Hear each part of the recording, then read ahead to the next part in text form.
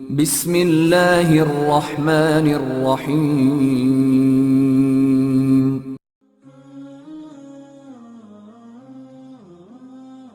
السلام علیکم دوستو، امید کرتا ہوں آپ سب لوگ خیریت سے ہوں گے۔ دوستو، ایک بیماری ہے انسومنیا، جسے کہا جاتا ہے کہ جو نیند کی کمی کی وجہ سے ہوتی ہے، لیکن اسلام میں فرمان ہے کہ نفلی عبادات میں نبی کریم صلی اللہ علیہ وسلم کا فرمان ہے یہ کہ نفلی عبادات میں سب سے افضل جو عبادت ہے وہ تہجد کی نماز ہے۔ اب تہجد کی جو نماز ہے وہ رات کے پچھلے پہر کو ہوتی ہے۔ جہاں تک میں نے ریسرچ کیا ہے، گوروں کی ریسرچ کہتی ہے، وہ کہتے ہیں کہ آپ کو ایک رات میں 8 سے 12 گھنٹوں کی ضرورت پڑتی ہے نیند کی۔ یہ ڈیفرنٹ گوروں کی ڈیفرنٹ ریسرچ ہے، کچھ 6 گھنٹے بھی کہتے ہیں، کچھ 8 گھنٹے بھی کہتے ہیں، کچھ 10 گھنٹے بھی کہتے ہیں، کچھ 12 گھنٹے بھی کہتے ہیں۔ لیکن اگر آپ نبی کریم صلی اللہ علیہ وسلم کی ذات کو، ان کی زندگی کو دیکھیں تو ان میں آپ صلی اللہ علیہ وسلم نے آخری رات کا جو عشرہ ہے وہ اللہ تعالیٰ کی ذات کے آگے جھک کے گزارا، رو کے گزارا۔ تو دوستو، پھر ان کو کیوں نہیں کبھی انسومنیا ہوا؟ ہمیں کیوں انسومنیا ہو جاتا ہے؟ ہمیں تو نبی کریم صلی اللہ علیہ وسلم کی ذات سے، ان کی زندگی سے سیکھنا چاہیے۔ وہ اللہ کے نبی ہیں، وہ رحمت للعالمین ہیں، وہ ہمارے لیے رحمت بن کے نازل ہوئے ہیں۔ تو پھر ان کی زندگی سے یہ ہمیں کیوں نہیں سیکھنے کو ملا کہ رات کا پچھلا پہر جو ہے وہ عبادت کے لیے ہے، آرام کے لیے نہیں ہے؟ اس سوال کا جواب آپ سوچیے گا، آگے ویڈیو میں اس کی مزید وضاحت کرتا ہوں۔ دوستو، میرے نانا ابو اللہ تعالیٰ انہیں جنت نصیب کرے، وہ جوانی میں بیوہ ہو گئے۔ ان کی جو بیگم تھی، جب میری والدہ پیدا ہوئی تو اسی دن ہی میری نانی امی کا انتقال ہو گیا۔ میرے نانا ابو بہت عبادت گزار تھے، وہ پوری رات اللہ تعالیٰ کے آگے رو کے گزارتے، اور اسی کے کام کی وجہ سے، اسی نیکی کی وجہ سے، اسی ان کی عبادت کی وجہ سے اللہ تعالیٰ نے انہیں نورانی علم سے نواز دیا۔ وہ جس کے لیے دعا کرتے تھے وہ دعا قبول ہو جاتی تھی، اور اس دعا کی برکت سے نہ جانے کتنے لوگ ان کے پاس آتے تھے اپنے لیے دعائیں کرانے کے لیے۔ لیکن نانا ابو کا فرمان تھا کہ میرا کوئی مزار، میری کوئی قبر پکی نہ کی جائے، مجھے بے نام اور گمنام ہی رکھا جائے۔ اسی طرح جب میرے ابو کا انتقال ہوا تو میری والدہ تب سے تہجد کی نماز پڑھ رہی ہیں۔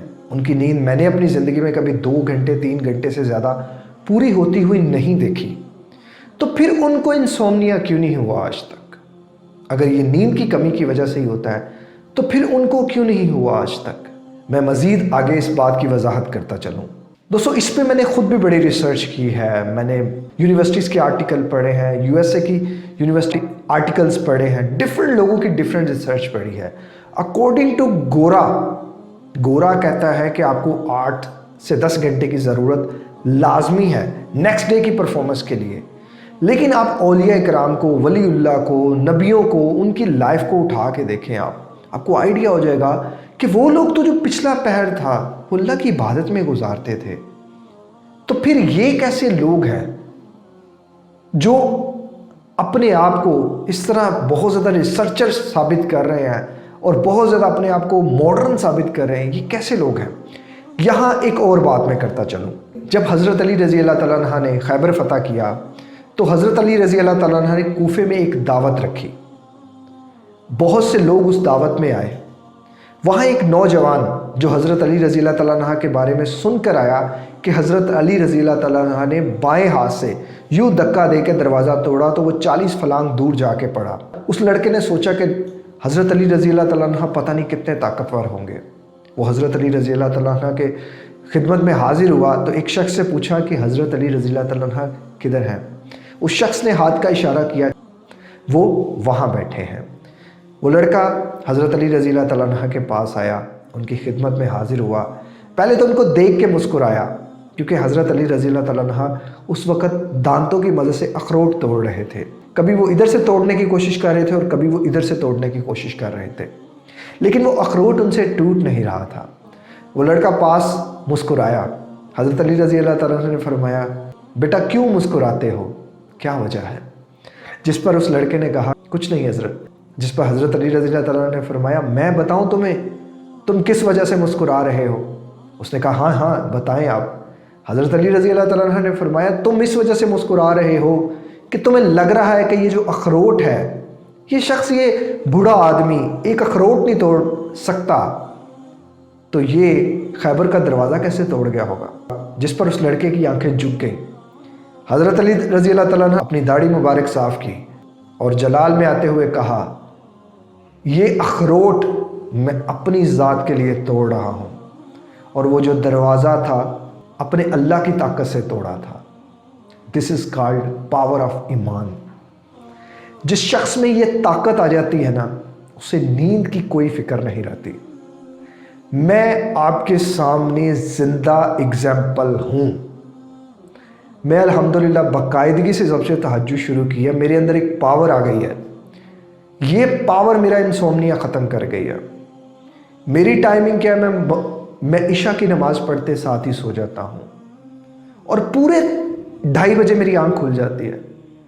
मुझे नहीं पता कैसे खुलती है, पर उससे बाद मैं चाहूँ भी तो मैं सो नहीं सकता। रोज़ 2:30 बजे मेरी आँख खुल जाती है। मैं पूरा दिन चार्ज रहता हूँ अल्हम्दुलिल्लाह। ना जाने कितने लोगों से बात करता हूँ, एक दिन में 2-2, 3-3 वीडियोस भी रिकॉर्ड करता हूँ, फिर भी अल्हम्दुलिल्लाह पूरा रहता हूँ। जब यही सब मैं अपने लिए कर रहा था तो मुझसे कुछ भी नहीं हो रहा था। एक कॉल सेंटर मुझसे संभाला नहीं जा रहा था, एक गेमिंग जोन मुझसे संभाला नहीं जा रहा था। लेकिन जब से मैंने सोच लिया है कि मैं ये काम इबादत के लिए करूँगा, लोगों की भलाई के लिए, फलाह के लिए करूँगा, मेरे अंदर एक ताकत आ गई है, एक एनर्जी आ गई है। दोस्तों, गोरे खुद इस बात को तस्लीम करते हैं कि जब आप किसी पे डिपेंडेंट हो जाते हैं तो आप बड़े पावरफुल हो जाते हैं।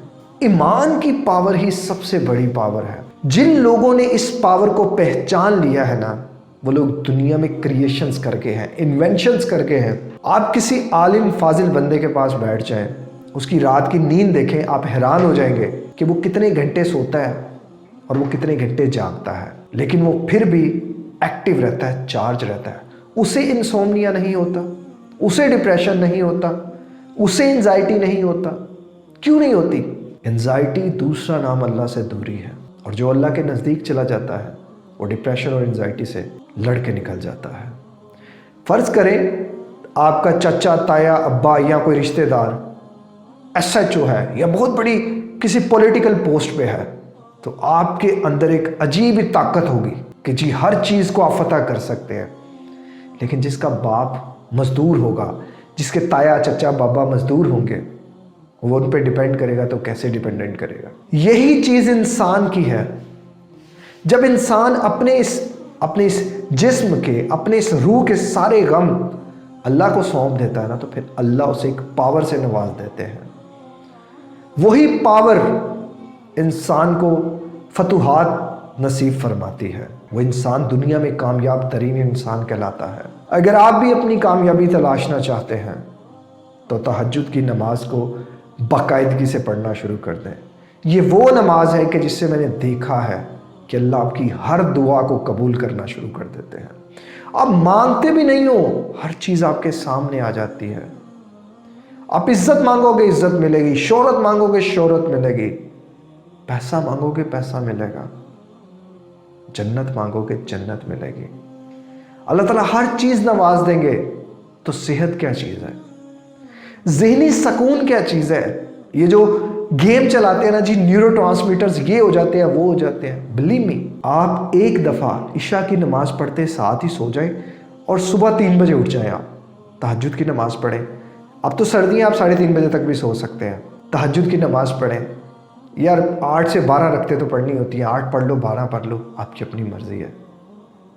15 मिनट लगते हैं मैक्सिमम।